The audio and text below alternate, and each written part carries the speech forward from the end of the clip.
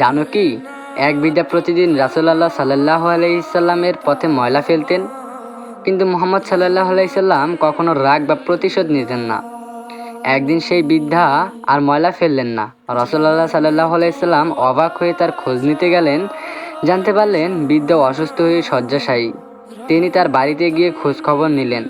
মহানবী সাল্লাল্লাহু আলাইহি সাল্লাম এর এত দয়া আর ভালোবাসা দেখে বৃদ্ধা বিস্মিত হয়ে গেলেন। তিনি বুঝতে পারলেন এমন চরিত্র কোনো সাধারণ মানুষের হতে পারে না। নবীজির মহান চরিত্র বৃদ্ধার হৃদয় পরিবর্তন করে দিলেন। এই ঘটনায় আমরা শিখি, রাগ নয়, ক্ষমা ও দয়া মানুষের মন জয় করে। রাসূলুল্লাহ সাল্লাল্লাহু আলাইহি সাল্লাম ছিলেন সমগ্র মানবজাতির রহমত, তাই আমাদেরও তার সুন্নাহ অনুসরণ করা উচিত। আল্লাহ আমাদের সবাইকে নবীজি সাল্লাল্লাহু আলাইহি সাল্লামের আদর্শ জীবন গড়ার তৌফিক দান করুন। আমিন।